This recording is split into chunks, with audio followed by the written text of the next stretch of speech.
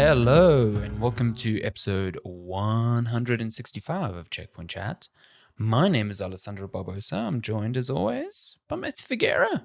You had this intense look of concentration on your face. I was concentrated on the time code. Until I realized you were looking up the episode number. Because you just... Yeah. Because often before we start recording, you go quiet. There's just a pause. We give ourselves some time. You obviously compose yourself. This time, though, you were like... you were like, I was watching the time code at the bottom. Like, I'll let you into a little production secret. I always have to start on either like a 0 or a 5. So like 20 seconds or 25 seconds. Amazing. I don't know why. It doesn't help the editing process. It's just a nice little habit. Thing. Yeah, it's a little thing. Why would I start an episode when it's like 23 seconds in? That's just crazy talk. Good friend Gareth, who you've met, I have memories of driving with him, and he cannot have the radio on an odd number. Same. Has absolutely to be on the an same even number to drive him crazy. Absolutely the same. This is why we get along. Mm-hmm. You know. No, I'm the same. Even numbers. It's on. I mean, it's the car. It's the TV volume. It's like all the thing. It has to be an even number. It drives me insane. Okay, so it has to be an even number or it has to be divisible by 5. Sure. So I can do an even number, but I can also do 35. Yeah, I can do 35. That's fine because that feels like halfway and half is still even. So do you ever sit down, look at the volume on your TV, pump it up to like 36 and say, now we're even? All the time. That's literally what I do. And then I'm just grateful that no one is around to witness that. To ask you why you talk to your behavior. TV. Why am I talking to my amplifier in a sultry Shani doesn't voice? say anything, but she's just side-eyeing going, oh my God, I can't believe it. Just going. Oh, Shani's bringing me Red Bull right now. She's very nice to me. What an OG. Where's my Red Bull? Lenska's not even here. Damn it. Lenska's not even here to give you Red Bull. Not even here.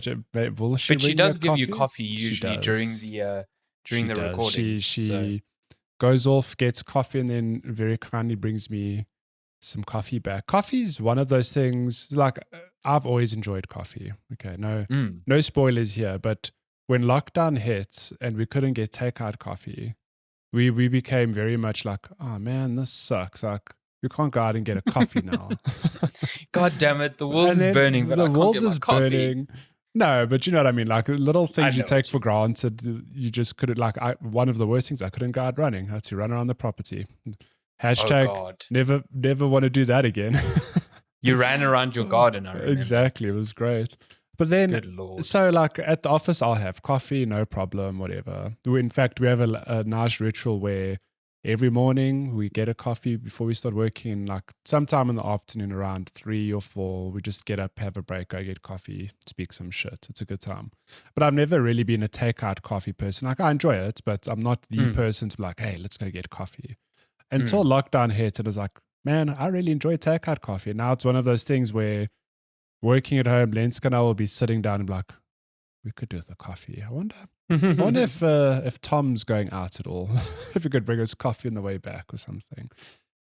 And it's always Croft, I assume. It's always a good cappuccino from Croft. Croft makes a damn fine coffee. I mean, look, some places are, sufficient, but Croft is it's up there, along with the likes of, I'd say, the Seattle does a good coffee. Seattle does good coffee, man. I think they're... Okay, so they have a flat white, which apparently is not actually a flat white, because every time I order a flat white at any other restaurant, it's different. But their flat white is like, I think it's a double, or you can get a double, shots of espresso and just a little bit of milk. So it's not like, it's almost like the one we used to get in Madeira, the... Chinesa. Chinesa, yeah. It's very similar to that. So I like it a lot. And their coffee is pretty good. I used to get a lot of their coffee when I worked at the Discovery building because there was one in the building, but now I don't. So, although at the new office, because now I go into the office for work, I drink an obscene amount of Nespresso. Like, oh no, it's like 12 o'clock and I've maybe had 4 shots, like 4 espressos already, which is probably bad for my heart and I'm probably going to die. But boy, the buzz that I get, it just fucking kicks great. You in the teeth and you go, I can code now.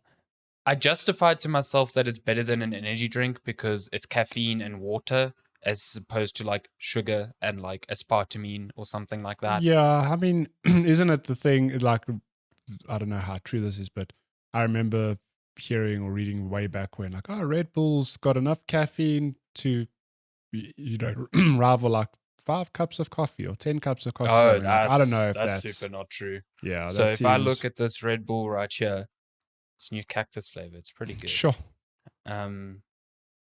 Caffeine per single serving, so that's 250 mils, is 80 milligrams. Mm-hmm. Okay. A single espresso is 60. So 2 espressos in, I'm already beating this bad boy. We'll talk about the sugar that's a bit content. scary because like if I'm having like 3 or 4 espressos a day, I'm like borderline 200, 250 milligrams of caffeine. A lot of milligrams of caffeine. Yeah, it's pretty bad. It's pretty bad. I have a colleague at work who told me he took pre-workout that had 500 milligrams of caffeine, and I'm like, you're gonna die. So why would you need that much caffeine?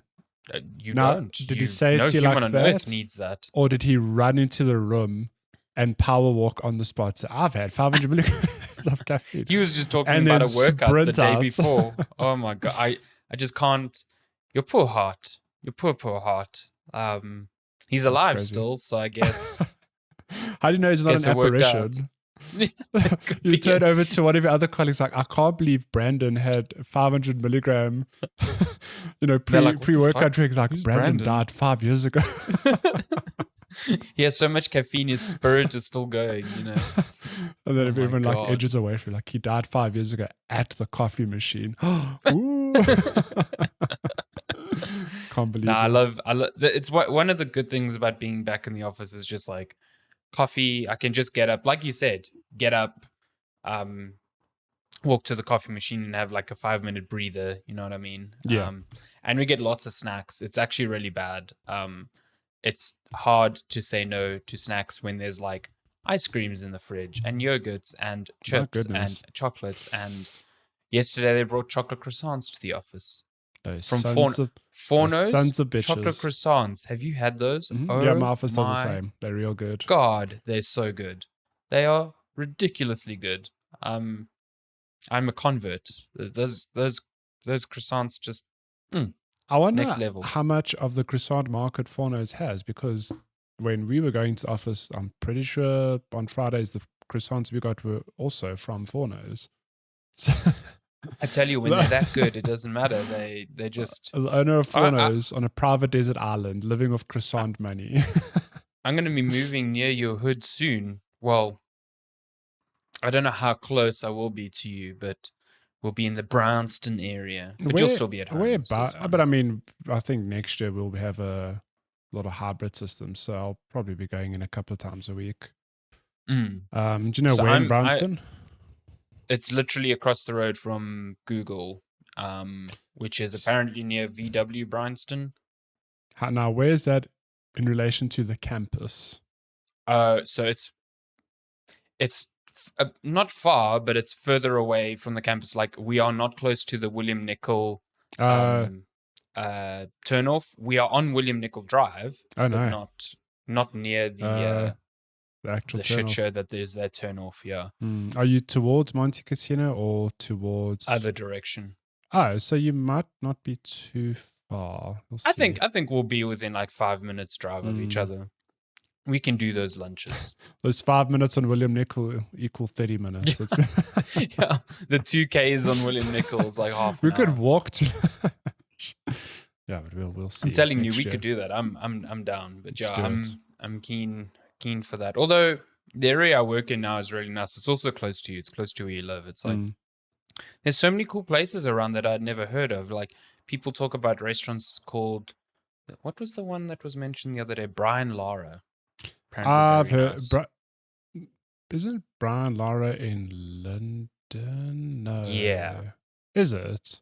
Yeah, it's in London. Oh, okay. I've heard of it. Yeah, I've heard lots about the Brian Lara. Brian Lara restaurant. It's like Brian Lara, famous cricketer. Yeah. Brian Lara Rum Eatery in London. Yeah, okay. That's not too... Ooh, but that looks very nice. That's kind of... Although if you're working where you are, I guess it's not that far. Yeah, that's the thing. Like Parktown, I drive like 2 minutes and it's like Parkhurst, and I drive 2 minutes in another direction and it's Linden, and yeah, it's pretty central. Pretty cool. Nice. Pretty cool. But you know what else is pretty cool? Video games. Sure. Video games, pretty fucking great. Tell you that. And we've been playing lots of them that are similar to each other. Are they? Yeah, we missed out last week because we spoke about the good Nintendo Switch OLED. Gone. Nintendo came and collected my baby. Rip. But yeah, we obviously didn't get to talk about... Speaking of a Nintendo Switch, did you finish we're going to start Metroid Dread with Metroid on the Nintendo Switch OLED? Good lord. Here you are. I didn't finish it on the OLED, unfortunately. Hang on, let me just get this little timestamp here. Not on the OLED, but I did play and finish Metroid Dread on a combination of my OG Switch and my Switch Lite. Damn. OG Switch to secure the good game footage, which video watchers you should be seeing pretty soon when my computer decides to do its thing. There you go. Look at this. This game is just something. It's beautiful. Pretty. But yeah, I played and finished Metroid Dread. It took me... my in-game time says 7.5 hours, but I've since learned that the time pauses when you are looking at the map. Okay. And I don't know if it takes into account every time you like fight a boss again or die. So I would say, I'm going to guess it took me like 8 to 9 hours. And your drive time will differ based on how, you know, how much do you want to complete the game? Because obviously there's a lot of little holes and nooks and crannies with power-ups and extra things you can go collect.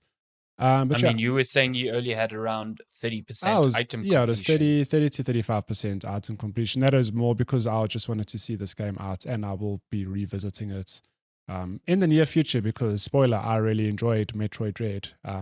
Shocker. I mean, Matthew loves shocker. a Metroidvania. For those of you who don't know, I mean, you've obviously heard us talk about the Metroidvania genre, and that obviously Metroid is one half of that, with the original Metroid on the NES way back in, I don't know, did it come out? Must have been in the 80s, like mid 80s, late 80s. I can check for you quickly. The first Metroid. But I mean, that was, I could be wrong. That was, to my knowledge, 1986. Yeah, the first game that did the whole, you know, you can technically get around the whole map, but you can't actually because you need to get abilities to, you know, either reach new areas, unlock doors, that sort of thing.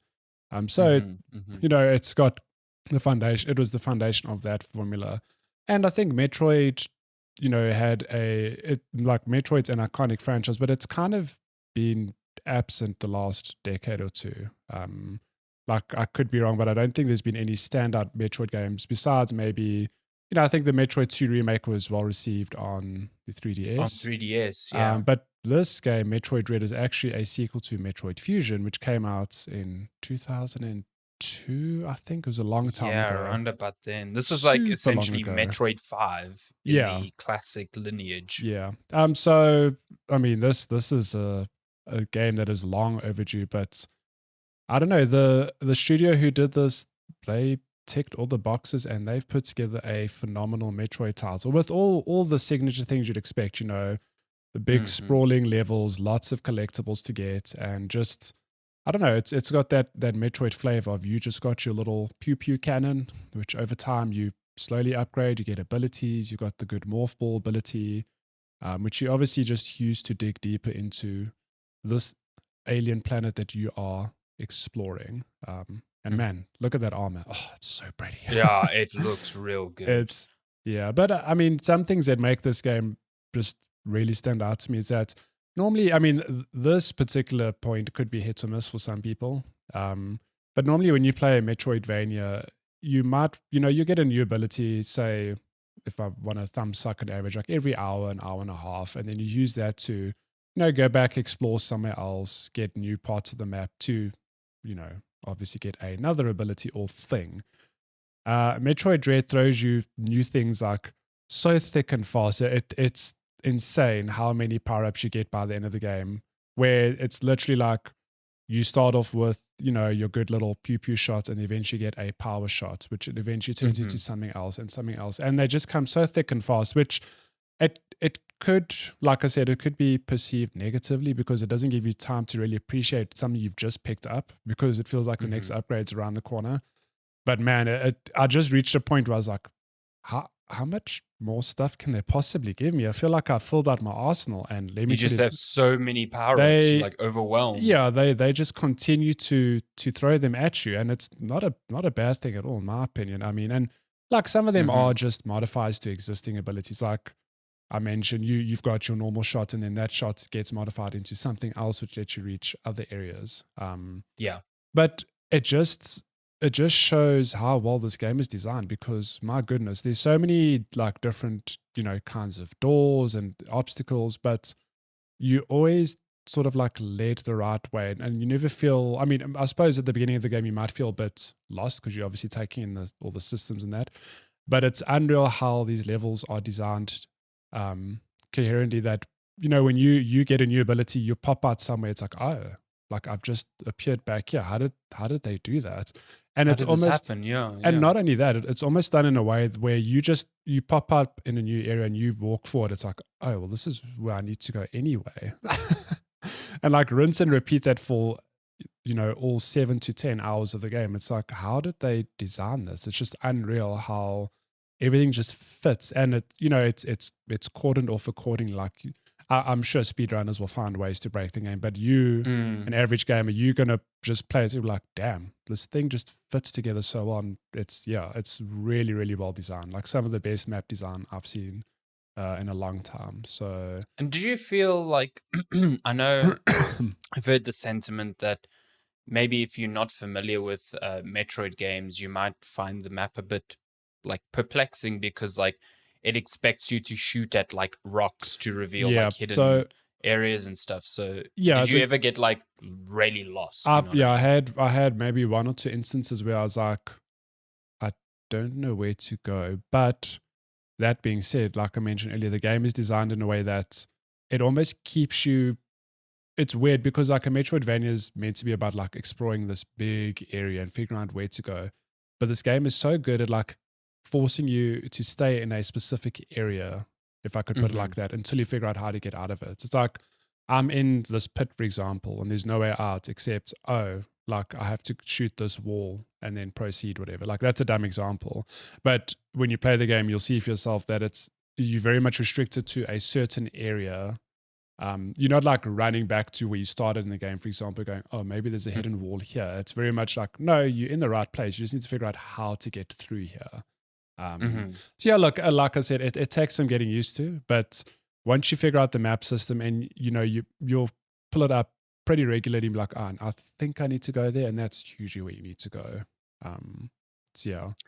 So what did you think about the I mean, if you're watching the footage now, you're seeing the first encounter with an Emmy, which is these are enemies peppered throughout the game that are for all intents and purposes indestructible at the time that you meet them, and they patrol areas where you kind of have to like just get around them. And I'm going to say they instant kill you if they find you, because the timing on the counter is both random and extremely difficult to pull off. So what do you think about those areas? Yeah, I suppose that's a good segue into the difficulty of the game, where the Emmys themselves, like let's start there. They are, like you mentioned, if they grab you, it's a one hit, one kill, unless you manage to, I don't know, against all odds. Like here, I actually got grabbed by mistake.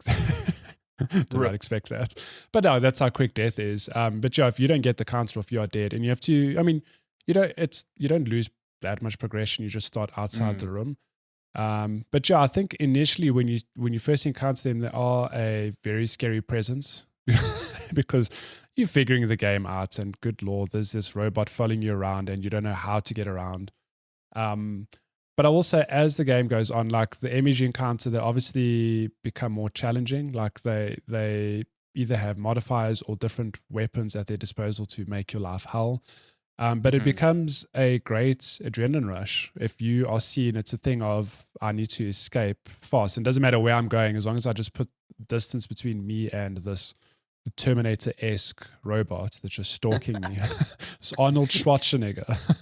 God, if this was on PC, that would be a mod. Just like 100%. different incarnations of Arnold Schwarzenegger just hunting you down. But I think they're a pretty cool addition to this game. It mixes up the whole thing of, I'm just traversing an area, shooting random enemies, and balancing that with, okay, well, now I have to be more stealthy. I have to obviously see where this enemy is. I need to wait for it to walk past, or alert it and just figure out how to get past it. Like loop around, jump over it, that sort of thing. And yeah, I quite liked it. I mean, by the end, I think you sort of, like any typical horror game or thriller, you become used to the threats, and it's not so much a threat anymore. But you figured them out. You figure them out. Yeah, but like I said, they do get tools later that make them, it keeps the challenge, it keeps the threat very real. Like you can't just go, oh, it's another Emmy, I'm just gonna, breeze past it or whatever. I mean, in my limited time, I quite enjoyed the thrill of like you're in it, because they're confined to certain areas. Yeah, exactly. Yeah, they don't follow you throughout the whole map. Yeah, like I very quickly found like, okay, being stealthy is super not what the game expects of me. It wants me to just blitz through these areas and just be evasive. So it almost becomes like a platforming puzzle. Like, okay, he's moving there. How do I get around him? Yeah, and those moments, they feel like small little chase sequences, and I quite enjoy them. Yeah, I also really enjoy them. But I mean, that does, I suppose, link to the difficulty of the game, where some people will play it and I think be immediately put off by the instant dead states, because it is punishing. Like you get grabbed, you mistime your counter, which we've said very difficult to pull off, and you're dead, and you start outside the room. Like, so you lose like a minute of progression, maybe two, depending on how long you've been playing. But that aside, even the bosses themselves are pretty damn challenging. Like, I have to believe that if you're not accustomed to playing, difficult games, you will maybe be put off by like, damn, it's just too hard. But in the game's defense, it's like any other challenging game where it's a thing of, okay, you just have to learn to read the enemy's patterns. And I think with Metroid specifically, or at least this specific game, the patterns, it's unreal how you start at a boss, you go, man, like this boss is just kicking my butt, until you figure out the pattern. It's just like, it becomes a cakewalk. Like, oh, it's actually not that difficult. I recognize all, like, it's different in a game like, it's, this compared to something, say, like a Dark Souls, where, you learn to read the boss's movements, but they be sometimes so unpredictable or just move too quickly that it's hard to react in time. Whereas I felt in Metroid Dread, it's very much like there's maybe 3 to 4, maybe 5 different move sets, and they telegraphed pretty like in a straightforward manner. That, like I said, you eventually beat a boss like, oh, that was actually easy. I could probably beat it the first time if I replay the game again. So it's more like just learning the pattern recognition, exactly, and just like figuring out what you need to do. Yeah, but it's got that good old school vibe where I often think of games like, say, Metal Slug is one that comes to mind, where it's just this boss, there's no health bar, but if you shoot them, they flash white and they're taking damage, and you just chip away at this invisible number to bring it to 0. And I like that. It's just very retro to me, and Metroid Dread's got that. The bosses do have like big health bars, but when you overcome them, it's that good rush of, yeah, I did it. And it's usually followed by like, hey, here's another ability. It's like, how many abilities can this game give me? Like, goodness, just too much. Yeah, I really enjoyed it, and I think when you get around to it, you definitely will as well. Yeah, I definitely think I'm going to enjoy the hell out of it. It seems like my sort of game. I've enjoyed lots of Metroidvanias in the past, like Hollow Knight, and most recently Symphony of the Night, which is where like Castlevania and where Metroidvania really like combined into a thing, because Castlevania kind of did its own version of the Metroid formula. So yeah. But you'll see it. I mean, so like those are two good examples. Hollow Knight and Symphony of the Night. Just look at this. Lenska did bring me a coffee. What a good wife. She's just waiting. Yeah, because Alessandro got a Red Bull, and I was saying Lenska's not here with my coffee. We are so spoiled. Red Bull yeah, we are coffee. Spoiled. Thank you. But so Hollow Knight and Symphony of the Night are good examples of like you'll get a new ability and it's not necessarily immediately obvious where you should go. It's a thing of like, oh, I can dash now. Let me go poke around the map till I figure out where to go. Like honestly, Metroid doesn't have that problem. It really feels like the way the map is designed, you always end up exactly where you need to be. I mean, unless you veer off the beaten path and you go explore and do other things, you get an ability, you want to go poke around in that one room you knew you couldn't get to before.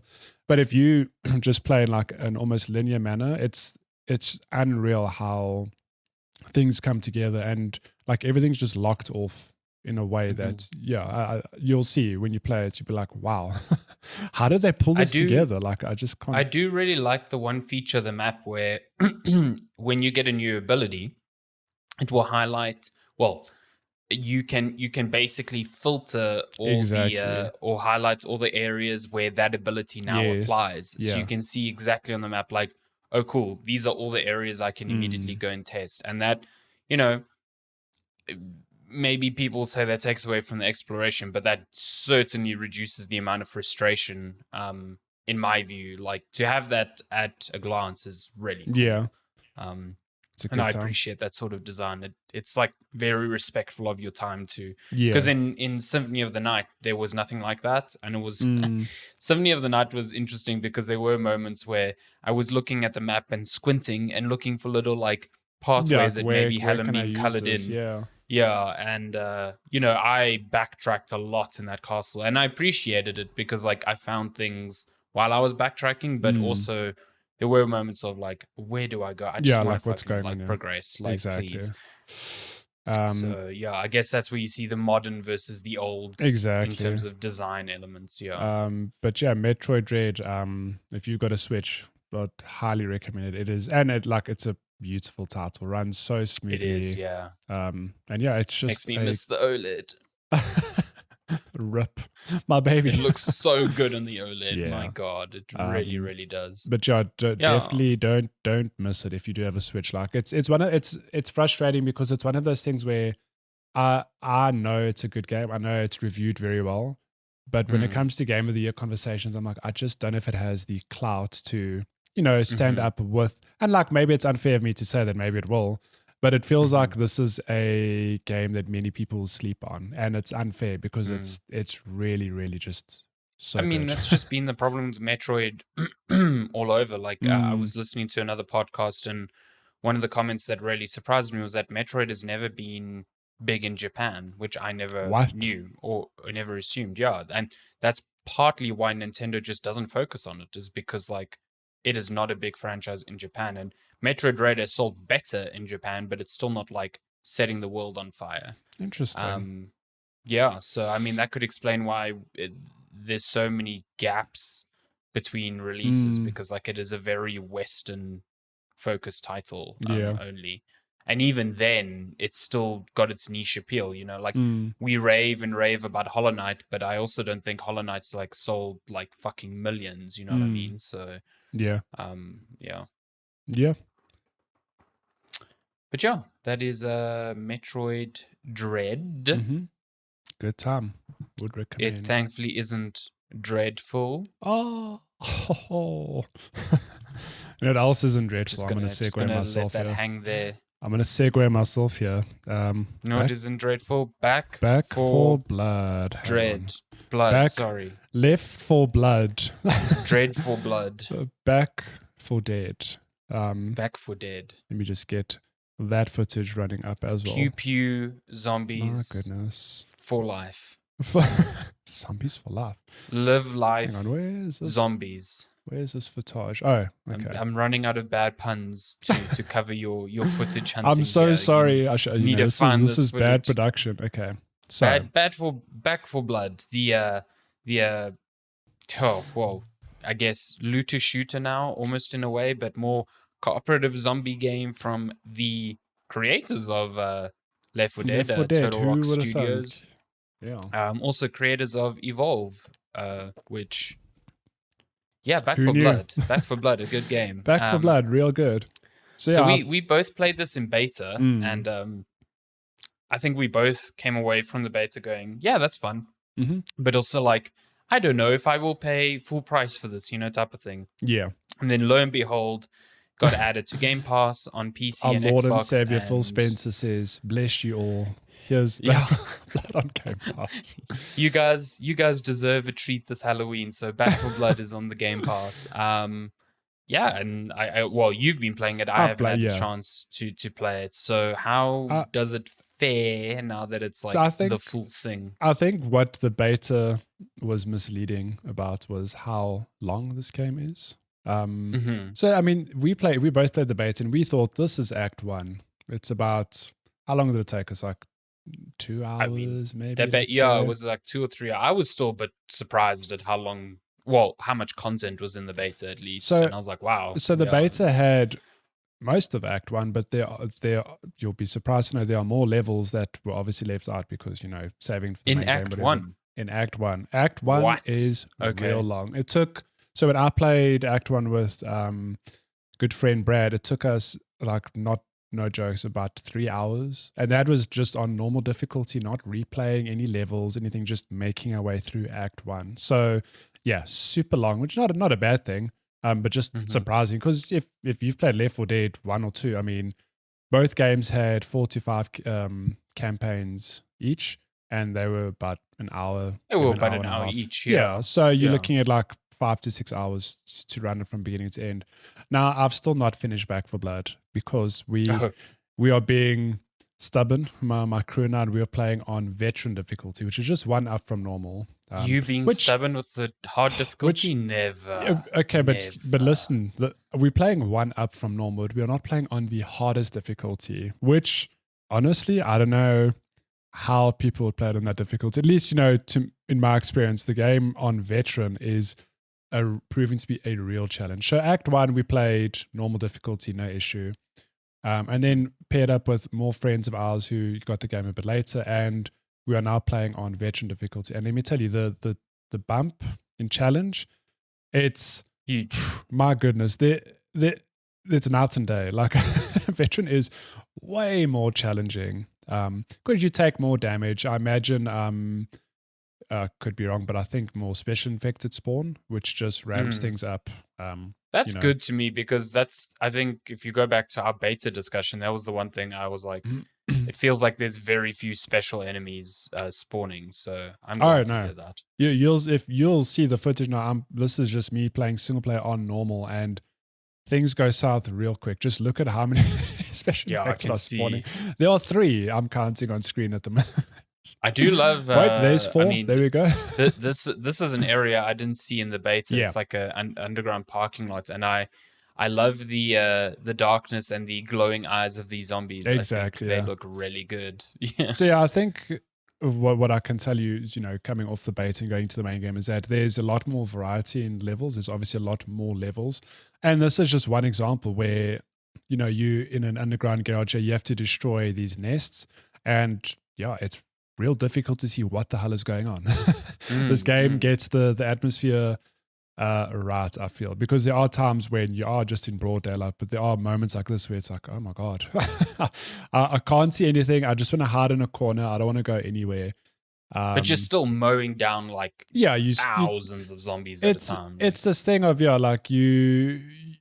game balances, throwing so many zombies at you, but still making you feel like you're not overwhelmed, unless you mess up or whatever. You're still very effective at, destroying whatever comes your way.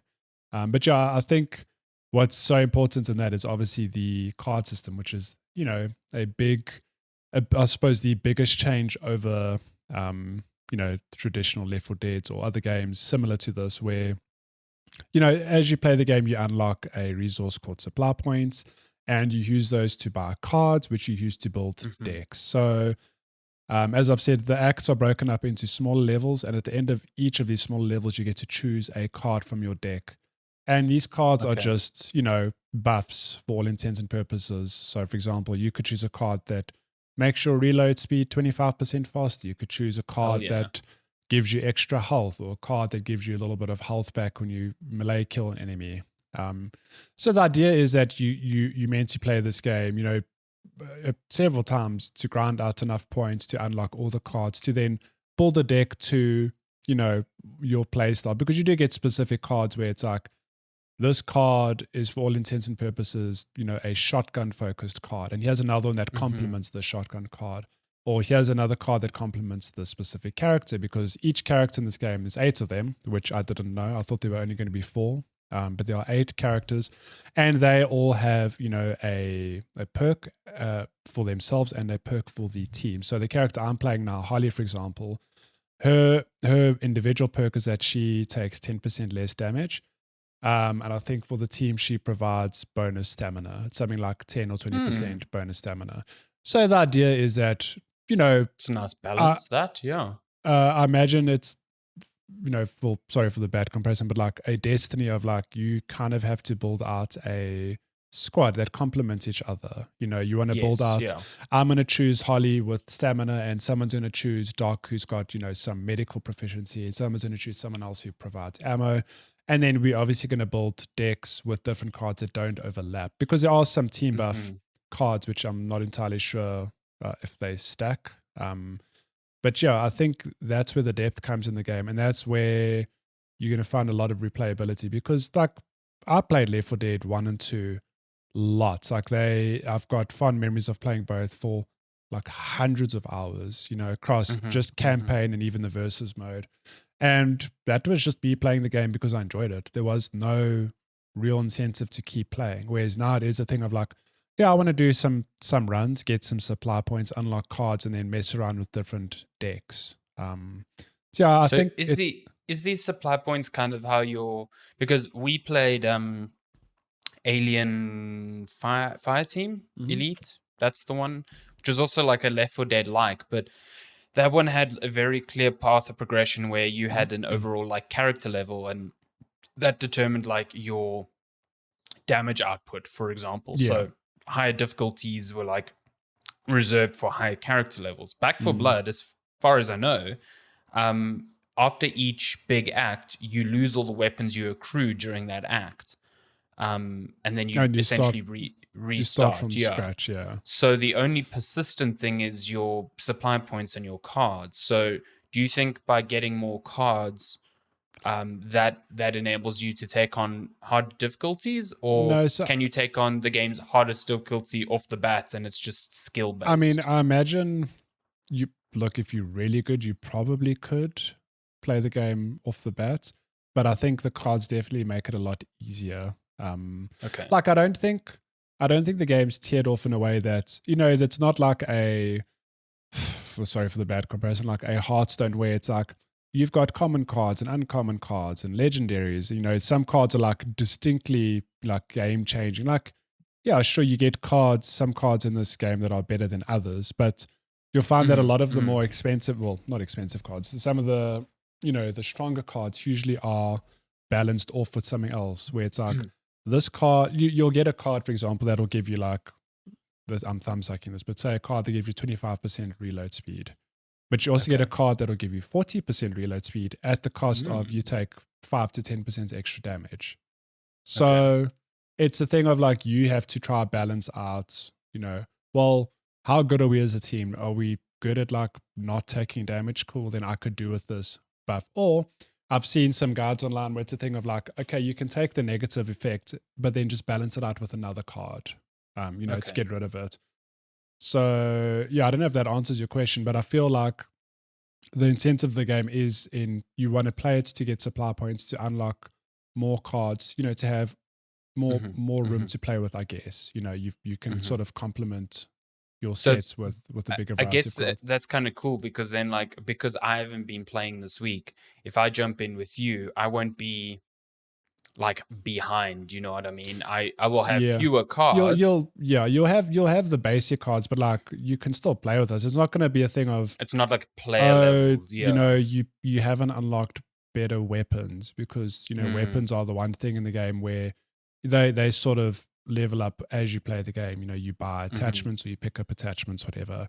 But you'll be slightly underpowered in the sense of like, oh, you're running a shotgun. Oh, you don't have this card that gives you 10% extra damage. Like, it's definitely a slight disadvantage, but I don't think it's going to break the game for you or the team. Yeah, it's not something that you can't overcome with like careful play. Yeah, for instance. Yeah. I think it would be a problem if it was a thing of like your supply points are tied to weapons of. Yes. Okay, you've got supply points now. You need to go and buy better weapons to take on the harder difficulties. I think if you unlocked weapons outside of the acts and then like that determined, for instance, maybe the pool of weapons that could spawn during the map, that would certainly impact progression like heavily. Like if I can only choose from a pool of 5 weapons at the beginning and you having played more can choose like 30, it's a very different type of game then. Yeah. But yeah, cool. I'm having a really good time with it, and I'll have more to say on it in the coming weeks as I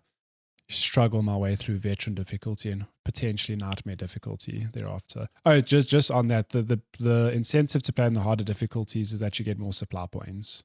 So you obviously want to try figure out, and obviously just a challenge. Like I found the normal difficulty in the beta like fun, but also easy enough that I was like, my brain was switching off after exactly. a while. Yeah. So we'll play more and we'll report back. Sounds good. Sounds good. Since we're well into this episode, I'm just going to touch on what I've been playing this week. I've also haven't finished it, but I'm having a great time with it. A little game called Unsighted. Unsighted. This is a game developed by a team in Brazil. It's also on Game Pass. And it is a sort of like a top-down adventure Metroidvania as well, with little pepperings of I don't want to say Dark Souls, but it's got combat that's reminiscent of some of the tent poles in Souls, but and then a little bit of like, I feel like Legend of Zelda because it's got like distinct dungeons, each with their own distinct mechanics. So if you played like Death's Door earlier this year, it's very similar in that sort of vein, albeit like a top-down 2D pixel adventure.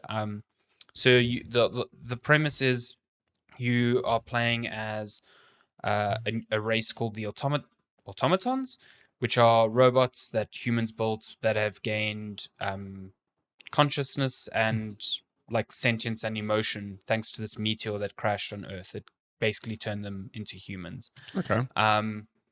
The problem now is that the humans have locked away this meteor, and the sort of power that it lets off, called anima, is no longer accessible to your race, the automatons. So every robot has this like ticking timer to their life, and when that reaches 0, they become unsighted, which means they lose their humanity and they revert to just like, I guess, mindless killing machines. Okay. And that premise bleeds into the gameplay in such a cool way. So firstly, your character has a timer on them. Like whenever you pause the game or whenever you're playing, it will say 200 and something hours left until you go unsighted or whatever. And that's not real hours, that's like in-game hours, so it ticks down.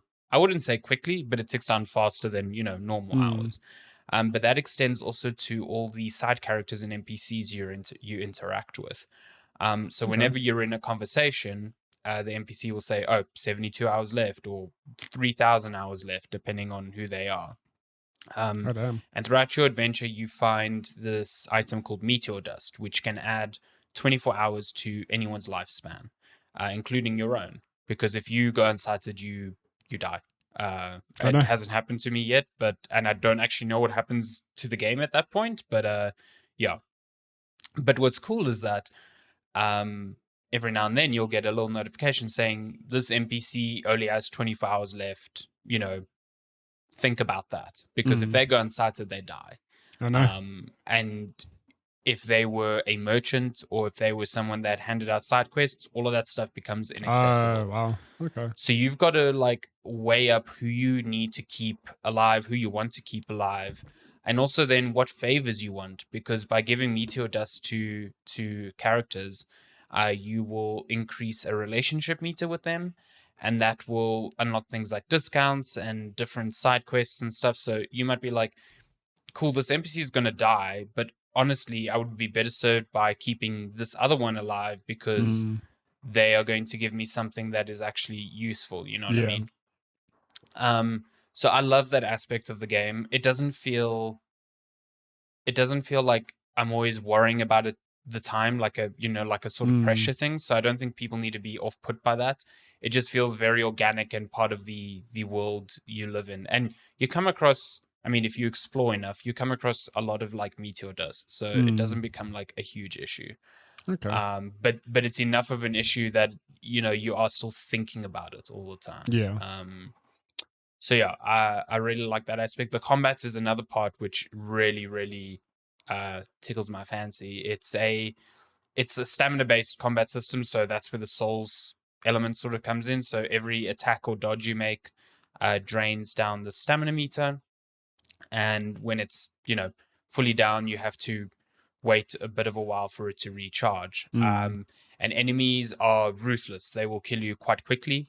So combat is this delicate balance of managing your stamina, not overextending, and also just identifying which enemies to pick off one at a time. It also has one of the best, Metroid Dread is up there in terms of good feeling parries, but this game, it feels fucking. I mean, parrying almost feels crucial to the combat because some enemies just don't take a lot of damage if you're just hitting them normally. But when you parry them, then they go into like a vulnerable state, and then you do crit damage. Okay. Yeah, and you can do rad things like you can jump towards them and press attack and do like a jump attack. So you close down a lot of distance and do more damage at the expense of more stamina being burnt. You know what I mean? Okay. So the combat flow, when you get into it, it just feels so good. Like I have so many clips of like walking into a room and there's like 3 or 4 enemies and just being very careful about how I work through them. But man, it's fast and it's precise. Like if you mess up, the game will punish you for it. So it's good. It's hard, but it's like fair in a way. Well, looking at this gameplay now, this seems like my cup of tea. Oh yeah, it really is. I mean, you buy new weapons, you craft new weapons and items and blueprints that you get. You upgrade weapons, and then you also have like sub weapons that also have their own utility. So like guns can shoot switches from afar. You saw just now there was like a katana that can you can throw through fire, which can burn certain elements.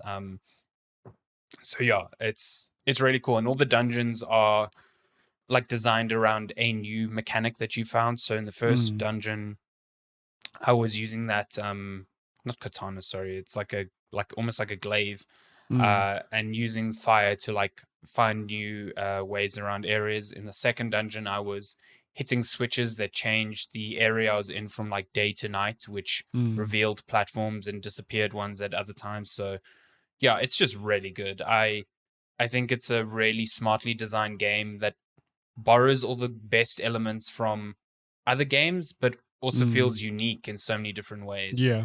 And I'm having a great time with it. It's also, apparently it's relatively short. Like I think you can complete it in like 10 or 11 hours. Okay. I'm like halfway through, I think, because I've done like 3 dungeons now. And I'm having a great time. I'm enjoying the little side stories that a lot of the characters have given me. And, now I'm incentivized to keep the characters alive, long enough to resolve their side story. Yeah. I don't want them to die halfway through and never know how that ends. My goodness. But it's a tough balancing act. It's really good. I really like the art as well. Like these character models when you're in the menus just look fantastic. Yeah, it's weird because it's the game itself looks like very pixel art, but then in this menu now, I don't know, the characters just look a little bit more cartoony or lifelike.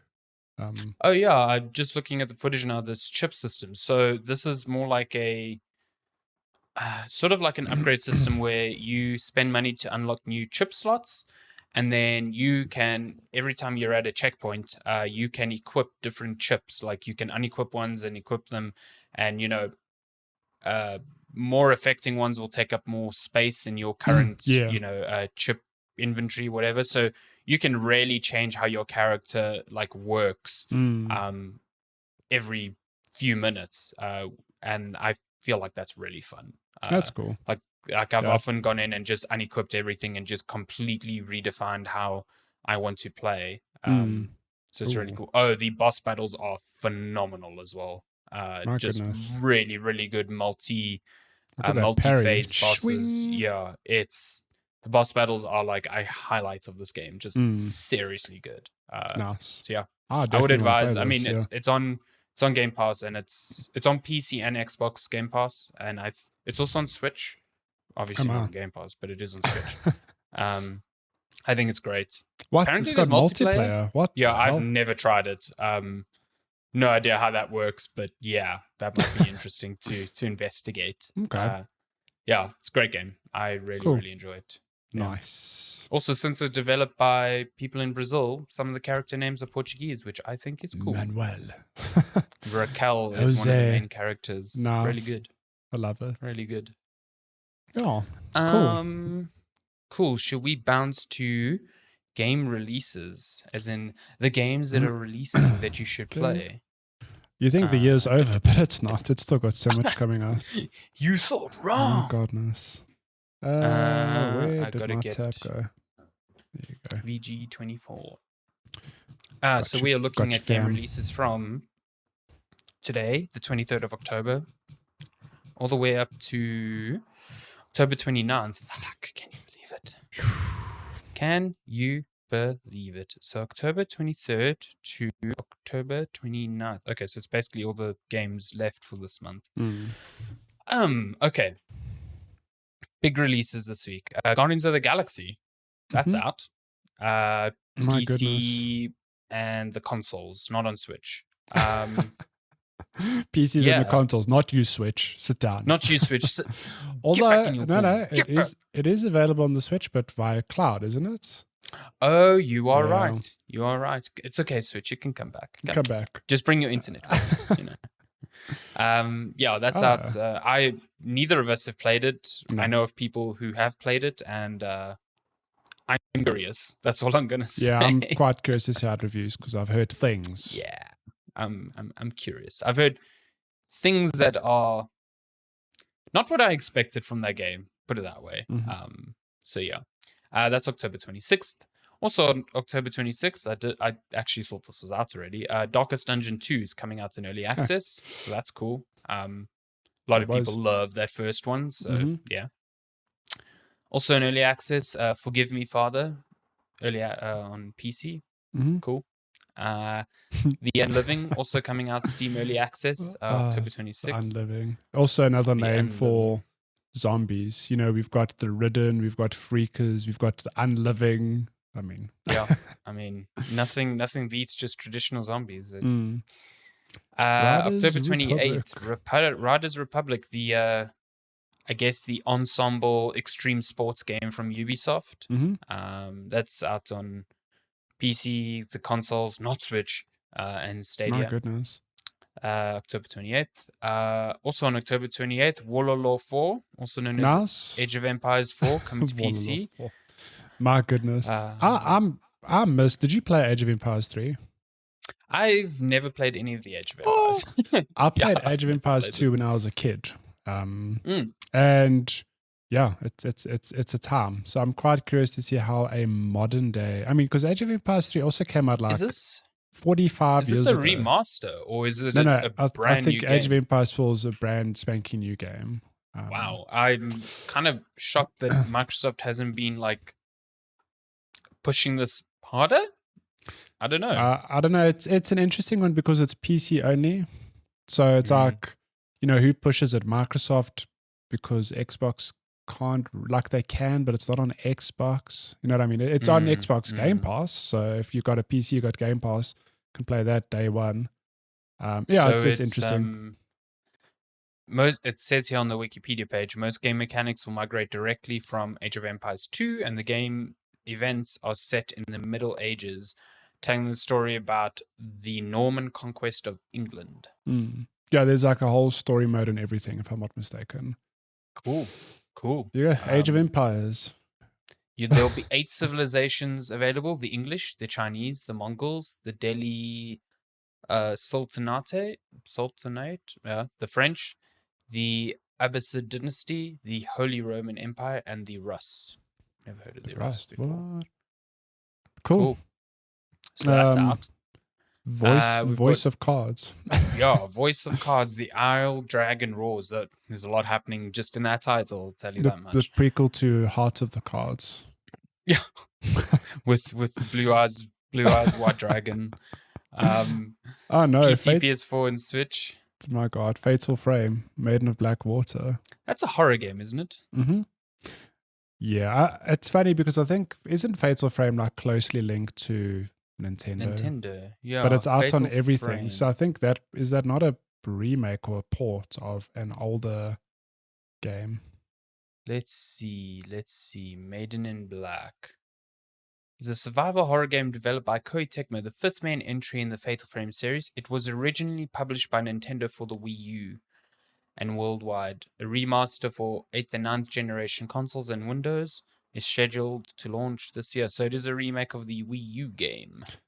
Interesting. I find it fascinating that Nintendo has this horror game. It did not review well at the time. I'm just looking at it. It's got a 65 on Metacritic. So I know. Take that as you will. And Mario Party Superstars on Switch. Yeah, I keep forgetting that there's like a brand new Mario Party out. But correct me if I'm wrong, didn't a Mario Party come out like a year ago, 2 years ago? Yeah, so is this just a brand new one? Yep. I remember when it was announced, it almost looked like DLC for the current one, but this is a brand spanking new, Mario Party. Well, okay then. Interesting, yeah. We've got one Zelda, one Mario, one Splatoon, one Metroid. 2 Mario Parties. All on this, but 2 Mario Parties. Just in case. We haven't even had a new Mario Kart on this generation. We got a remaster, but we got 2 Mario Parties. Sure. Yeah. Well, and then next month, we've got some. Next month is wild. I know you can already start preloading Forza Horizon 5 on Game Pass, which is out on November 9th. It's a casual 100 gigabytes. Yeah, it's a big game, but boy, I'm excited for the game. You've got a whole Mexico to drive through compared to a Warzone, which is like 100 however many million gigs. Warzone's like fucking 300 gigs at this point. It's so much happening in that game. It's hilarious. Yeah. So yeah, that's it. We move to gaming news?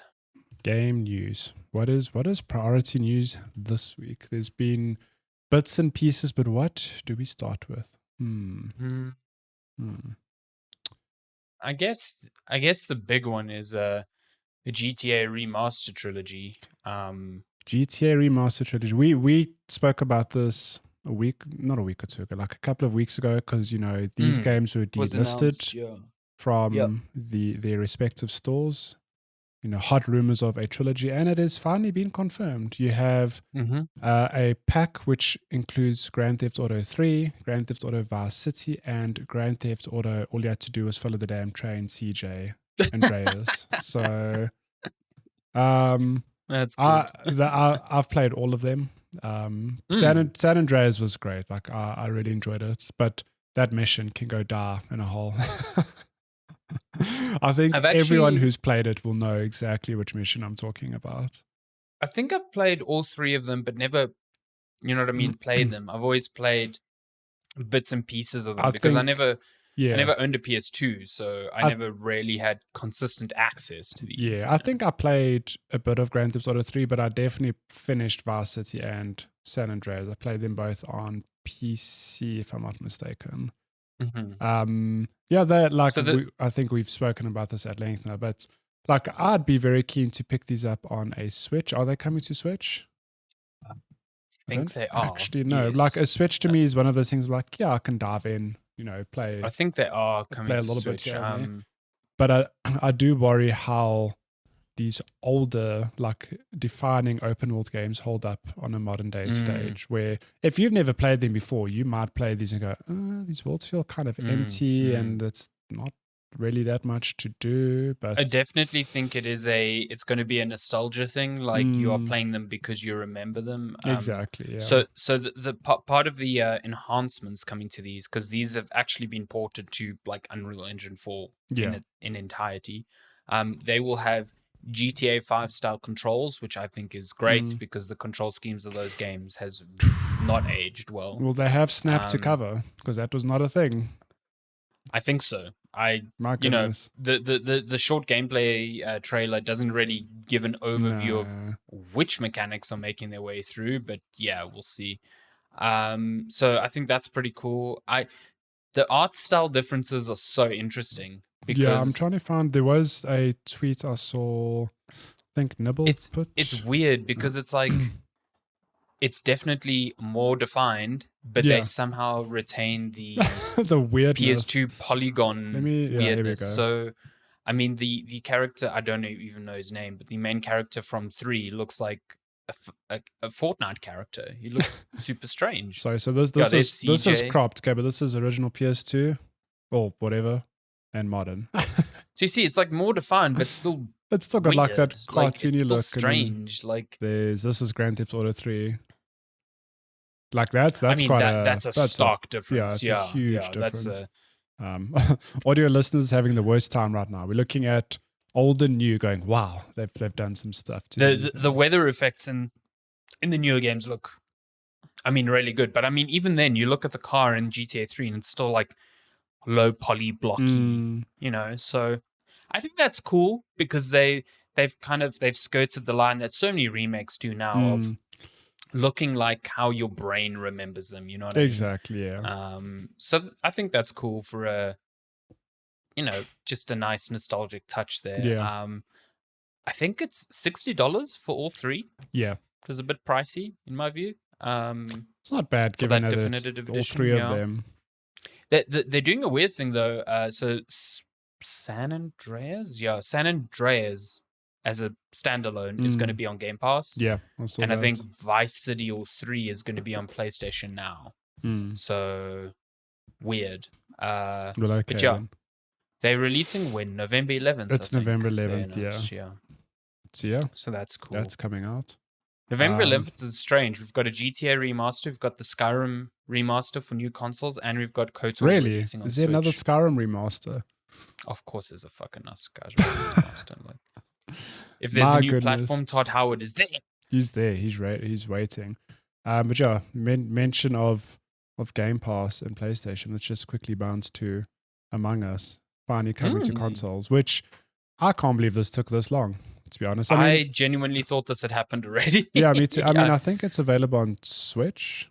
Yeah. If I'm not mistaken. I mean, Among Us. Maybe that's why I thought that it was on consoles already. I love this image though. Xbox. That's a very good little image. Xbox Series X with Among Us crewmates just doing. Has Among Us had its day, or is it just fallen out of the common I think it's out of chatter? the zeitgeist, but I'm pretty sure it's still played by many people. But yeah, it's interesting because games got crossplay. It's like literally on everything now, including mobile. So I think having it on Xbox and PlayStation will just, boost those player numbers. Because a lot of people, I imagine, have not even tried it, despite it being on mobile. So, yeah. Well, I'm just looking at the Steam charts.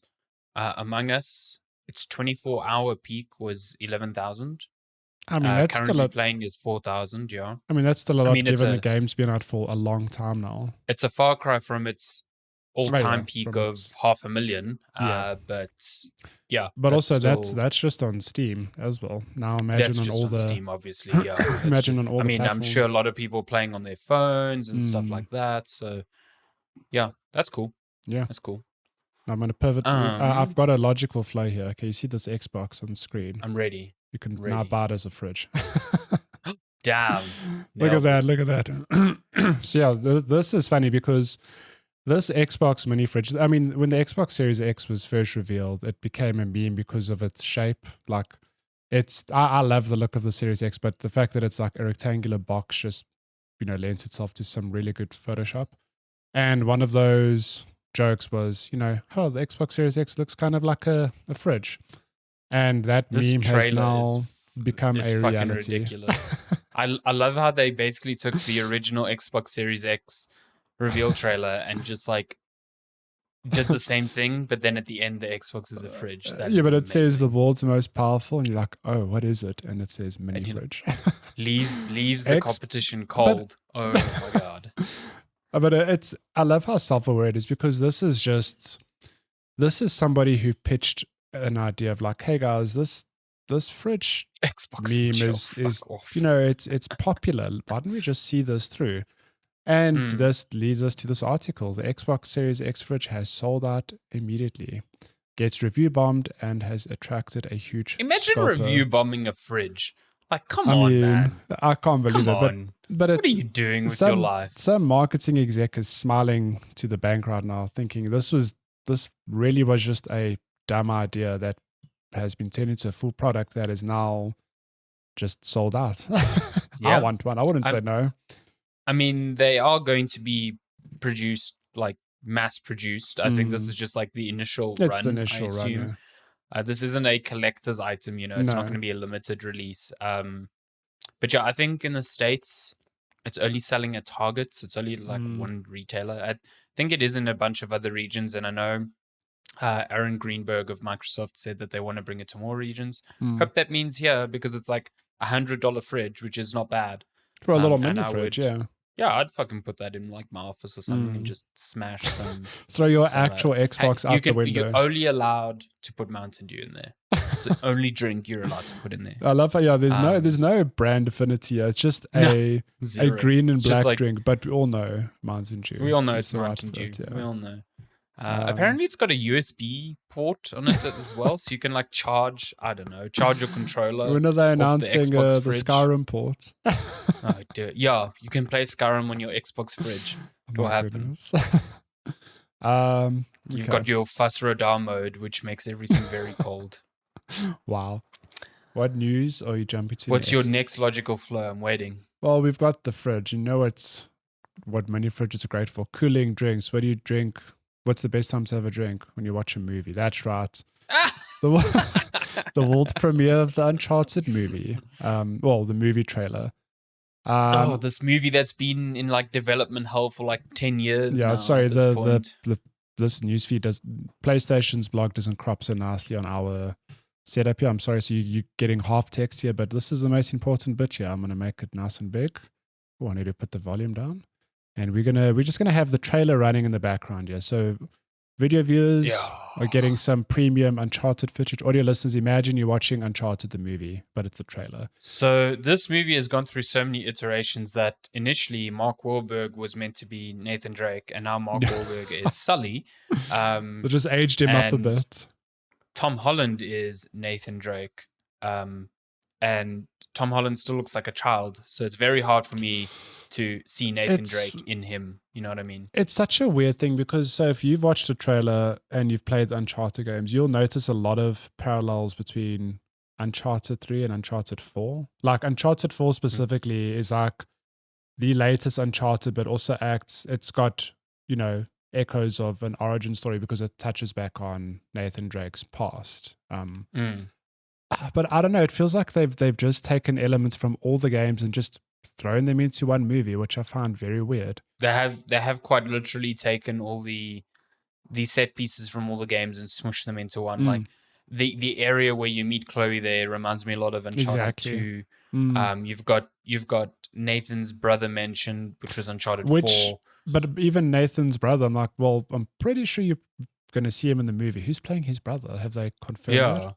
Another young kid. And then, baby. I mean, the final scene in this whole trailer is just the climatic, like, aeroplane fight from Uncharted 3, which in a game was a cool set piece. In the movie, just looks ridiculous. Like, Just looks I mean, put, he jumps towards the plane. Like, is the plane going backwards? Defies science, like completely. How yeah. Actual physics. I don't know. I just can't.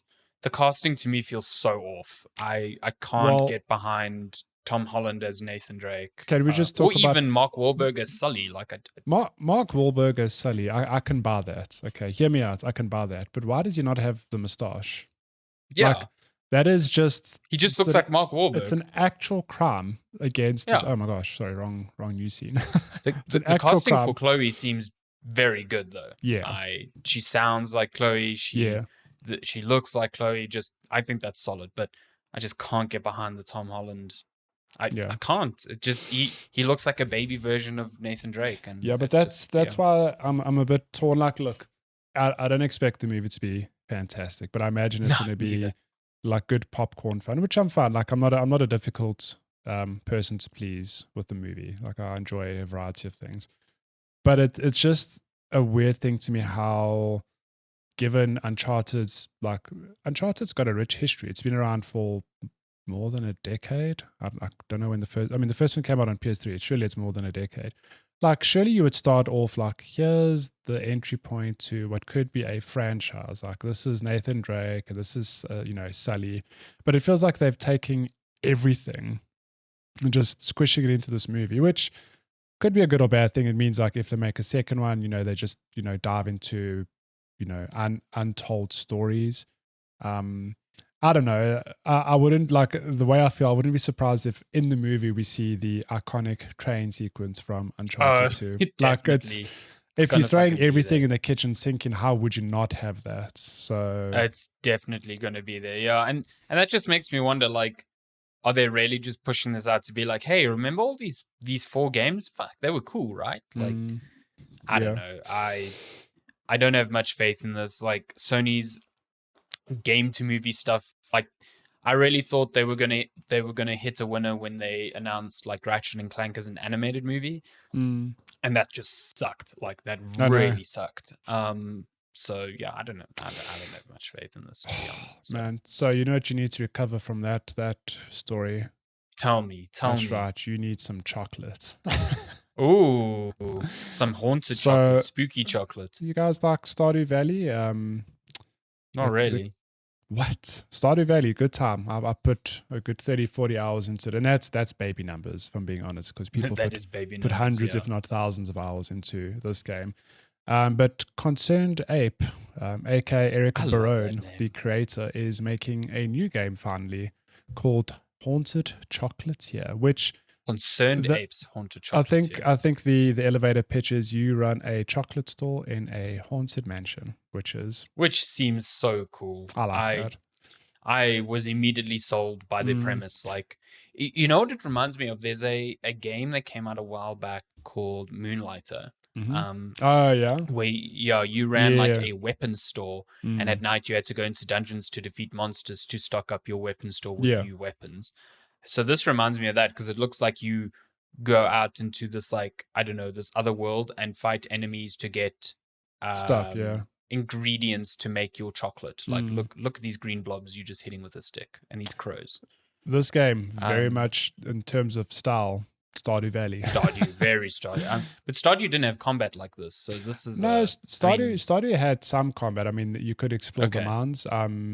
But it wasn't like at all combat focused. Not that this is, but I think I will have to believe that he's leading into more combat with this game.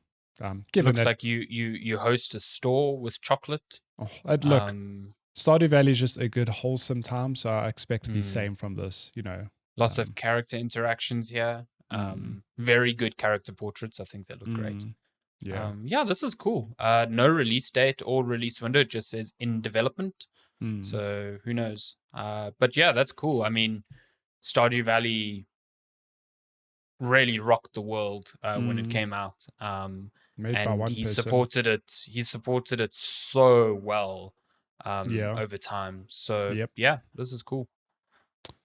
I think it was actually in Jason Schreier's first book, Blood, Sweat, and Pixels. He interviewed Eric Barone. There's a whole chapter in this, and if you want to read a story of, like, I don't know, pure a lot of risk and sacrifice. sacrifice. Like this dude's girlfriend slash wife at the time basically Eric supported him. Barone, Yeah. 2-3 years while he put this game together.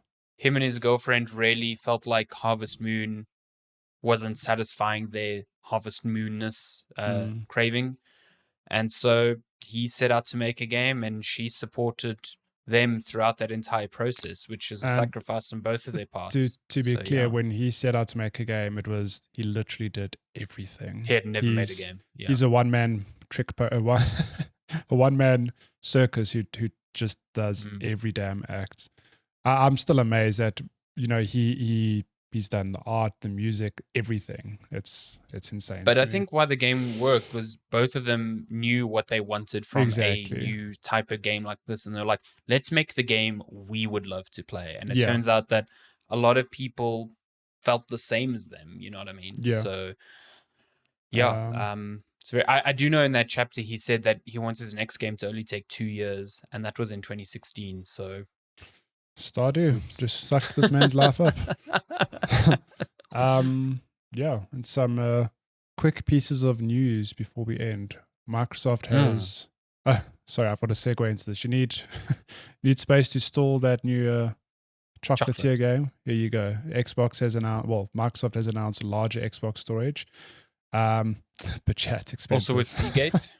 Yeah, it's fucking expensive. It's the headline of this article. New larger Xbox storage expansion costs more than on Xbox Series S. Well, it does. I mean, I still defend Microsoft's approach to this. I think both Sony and Microsoft have valid reasons for how they went about giving players options for expanding storage. I think Sony's one alienates a lot of people. I think a lot of people are not even going to bother. And I think Microsoft's version is easy to put on a shelf and understand for most people. Yeah.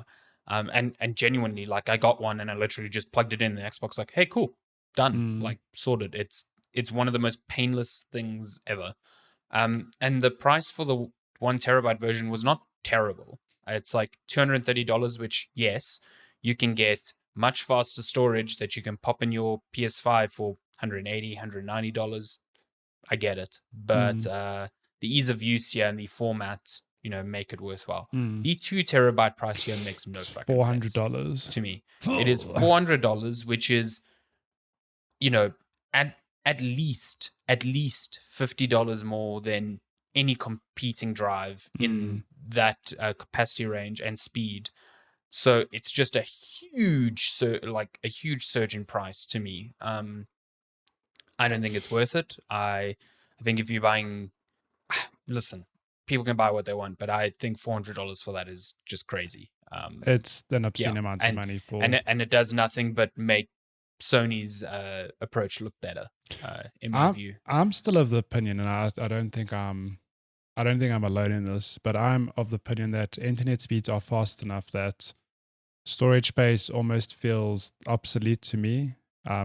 Personally, I mean, I'm not playing 5 to 8 games at a time on my PlayStation. So I don't see myself upgrading storage because I'll just uninstall something. And if I want to play it in a year, I can download it in relatively short space of time.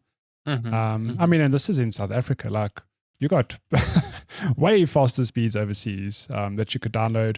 You could download like 50 gigs in, I don't know, an hour or two, if that, maybe faster. No, I agree with you. There's definitely a trade-off on... It's just definitely convenience. Though. Yeah, it's 100%. Convenience. I mean, which to each their own, but to me, I'm just like, I can't see myself forking out for anything. I mean, I've purchased the 1 terabyte for the Xbox and my PlayStation, and I did that because I just got really irritated by every time we got new code or new game. It was like you have to uninstall like 2 things, and I was just like, fuck, Like, I'm done with this. But it is a convenience thing. Like, I have more games installed on my Xbox than I know what to do with currently. So it's the Xbox Game Pass curse. It was like, oh, I'll just add really that to is my list. But yeah, I think the 2 terabyte option here sucks. You also have a 512 gig option for $140. My view, it's not a bad price, but I would just wait for like a bit of a a discount on the 1 terabyte and just take the plunge there. Yeah, because I mean, the reality is that games are also not going to get smaller. I think they're going to get bigger as the generation goes on. Like, I have to believe that in 5-6 years' time, when we're looking at the next Xbox and PlayStation, by then games will be, the average will be 100, 200 gigs. It's just whatever. natural progression as textures and assets become larger and larger and larger. That's just what's wild how it to works. me is that my PS3, if I'm not mistaken, was a 40 or 60 gig version. And look, like back then, it's like, that's more than enough. Looking at it now, I'm like, my God, I could. The Xbox 360 launched with a 20 gig hard drive. Mm-hmm. And then my PlayStation 4 was a 500 gig, and even that was like, wow, that's so much space. Well, never gonna. The Nintendo Switch in 2017 launched with only 32 gigs internal storage. Switch games are obscenely small. Yeah, but even that, like, I mean, Breath of the Wild was like 8 gigs, so it took like a quarter of your hard drive off the bat. Like, but still, 8 gigs. It was obscene. It's so small. Well, the Switch doesn't count because you can just pop in an SD card. And those cost next to nothing. So that's true. So and also the new OLED comes with 64 gigs internal, which I think is really nice. So people laugh at Nintendo, but they're miles ahead of the storage game here. The storage is so cheap. But last piece of news before we bounce. We've got this ongoing tradition where every week we somehow touch on the Activision/Blizzard drama in some way, but this is at least a good spin in that Overwatch's McCree has now been renamed to, well, not renamed, gets a new name, Cole Cassidy, which, just long story short, if you didn't know, McCree was actually named after a staff member, Jesse McCree, who has since had allegations and whatnot, circulate about him, which is just, in bad taste, Blizzard, given that, so Blizzard's answer was to just rename the character, which I think is fair. Cole Cassidy's a decent name. Sounds like a cowboy. To be completely honest, I'm quite surprised at how easy it feels that this transition was. Like, even going through, I saw on Twitter and I thought, oh my God, there are going to be a lot of people hating on this, and to my surprise, like, there are haters, but there are a lot of people going like, oh, okay, cool, like, whatever, that's fine, cool. So Cassidy, and I guess we'll end on that not so bombshell. That's news for this week. It's your weekly Blizzard news. That's news this week. Wow, like Cole Cassidy's hair, I nearly said McCree there, looks way worse when he's not wearing his hat. Just realized. Put that hat on. What are you doing? Good Lord. Get a haircut. Fuck. My goodness. Yeah, there we go.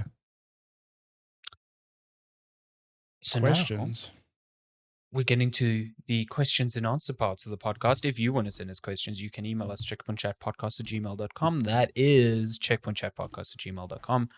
You can also email us Wait, hold on. No, that was the email. Never mind. You can find us on social media at Checkpoint Chat, on Twitter, on Facebook, on TikTok, everywhere there. Whoa, Matty has a ghost chair moving behind him. It's just motion behind him. Yeah. What just happened?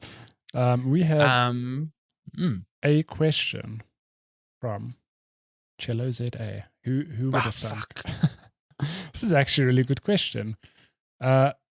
What are the 3 games that molded you into the person you are today? It's quite interesting. That's way too mature a question for Cello.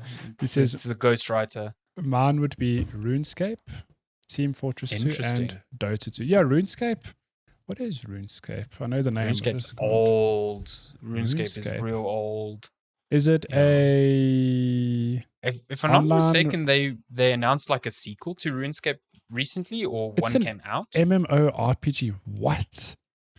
This is the side of Chilla I never knew existed.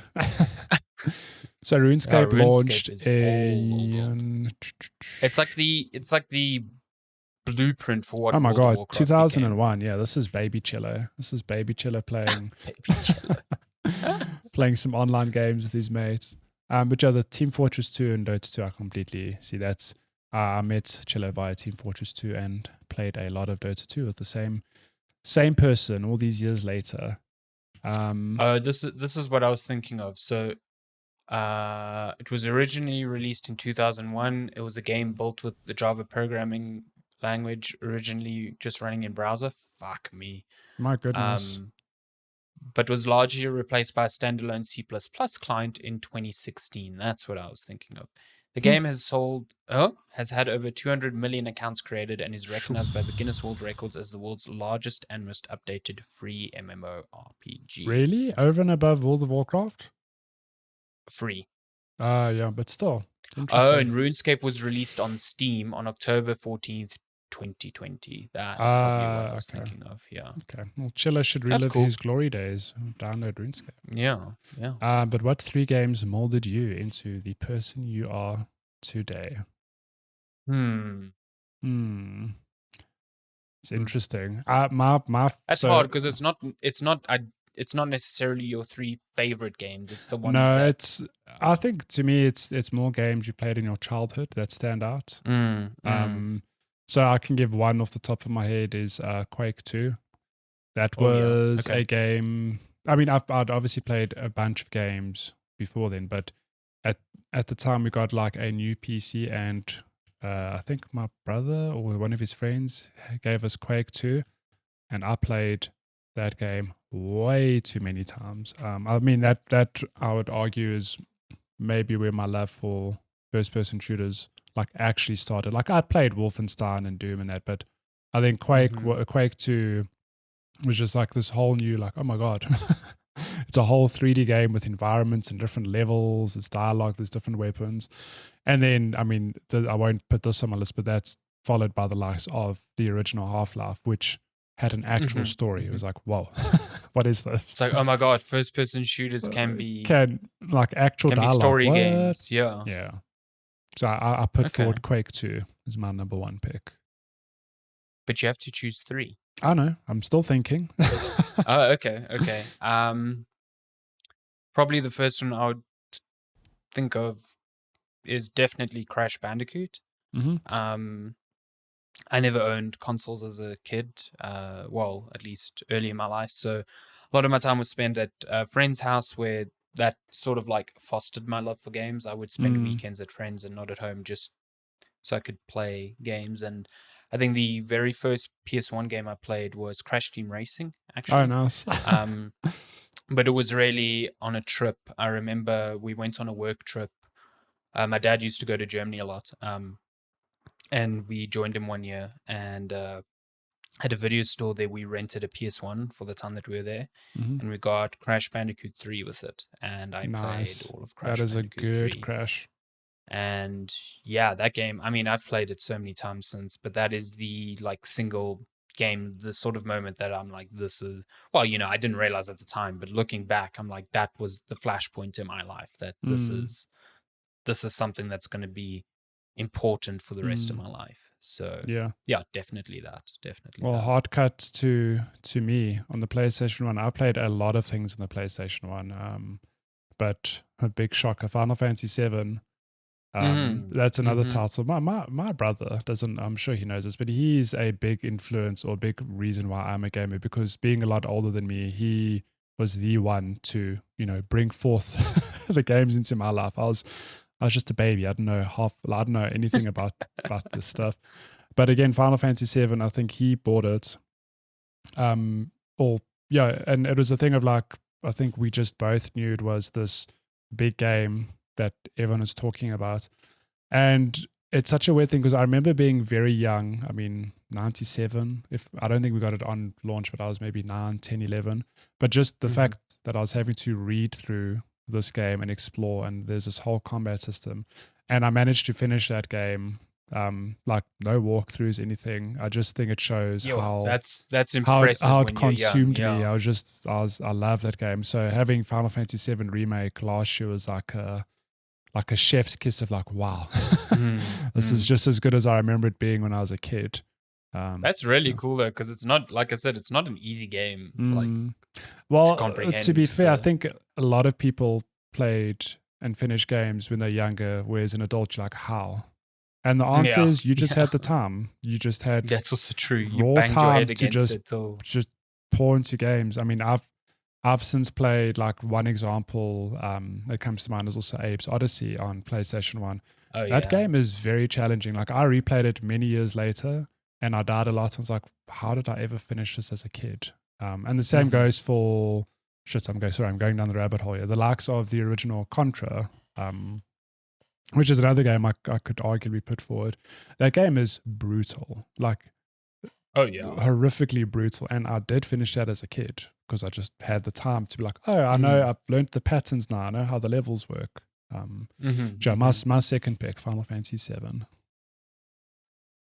My second pick would almost definitely be the first Halo, Halo Combat Evolved. The first console I ever owned was the original Xbox.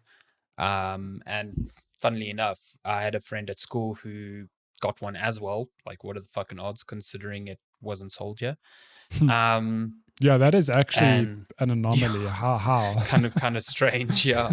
And we both just adored Halo. Like, a lot of we played through the campaign in like split screen co-op. And we just played a lot of multiplayer, like split screen, just like 1v1 essentially.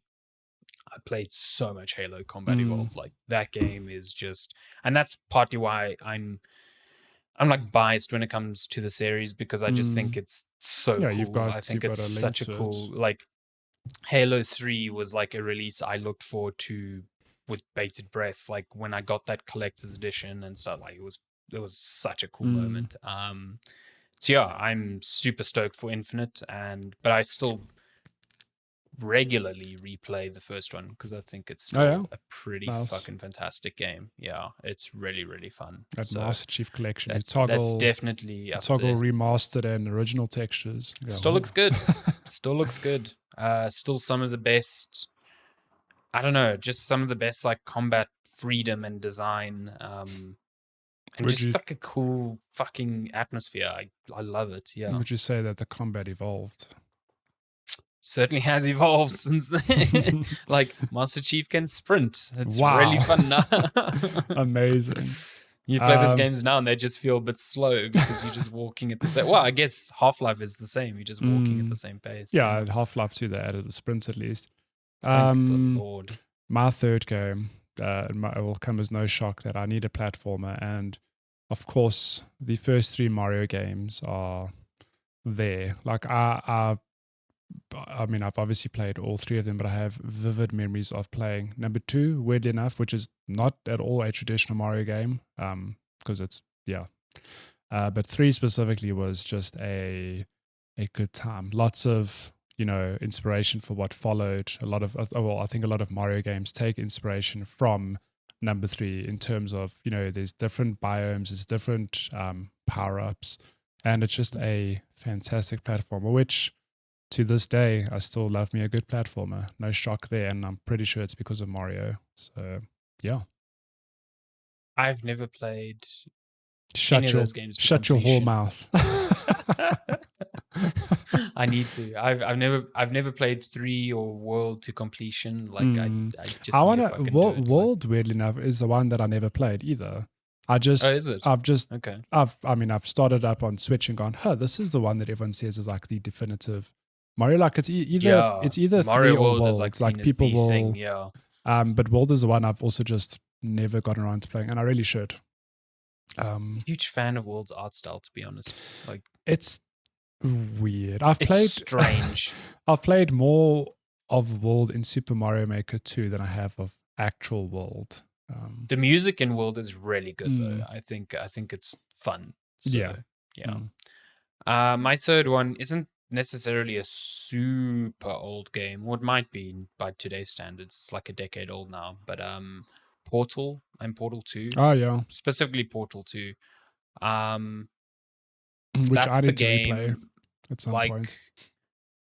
It's the original Portal, like the concept of it was just so mind blowing to me. Like I cannot tell you how many times I poured over like trailers for that game, just like holy shit, this is such a cool mechanic. Yeah. And I think that's when my brain started ticking into I'm consuming games to I want to design them. I want to make something like this. Like I still love, if I had to create a game today, it would be a puzzler, because I think puzzlers are very complex to make, but also very cool to see like a reaction from the player. So Portal's up there is like one of my favorite puzzle games. That is a great puzzle just because game. It's unique. It's so unique and interesting. Yeah. And, the first one was made by students. So, it's the sort of like dream that you always held on to, or at least I did when I was studying game design. And it came part of the orange box, which was what a package. The package, for those of you who don't know, the orange box launched, I don't know, early 2000s? 2007, yeah. 2007. Okay, later 2000. And that had it was Half-Life 2, Half-Life 2, Episode 1, Episode 2, Portal, Team Fortress 2. Team Fortress 2. It was those 5. And Portal was just like this thing like, here's this experiment from Valve. It's like a 3-4 hour puzzle game called Portal, and it was like arguably the best part of that entire thing. So yeah. That was also the first time Half-Life was on console, because it came out on 360. It came out as a wild. I played a lot of Team Fortress 2 at that time as well. I wouldn't say it shaped me, but like I think that's still one of the most like played multiplayer games. I got really into Team Fortress 2. That's so weird. I don't know if you heard that. Lenska's laptop just spoke to me. She's not here. But yeah, I played a bunch of Team Fortress 2, but my most of my online time was spent in Counter-Strike, Source, and then Team Fortress 2, and then that rabbit hole that was Heroes of New Earth and Dota 2, and then now Counter-Strike. I think Counter-Strike would be like a fourth one to me, because like even though I don't play it now, as a kid I used to go to internet cafes and play a lot of Counter-Strike, like 1.6 and eventually Source. Yeah, I could arguably swap out. So Quake 2 just came to mind because I remember playing that as a kid, but arguably I could easily replace it with a Counter-Strike, because likewise played a bunch at LANs, transition into Source when I had ADSL, and then today I still play Global Offensive. Yeah.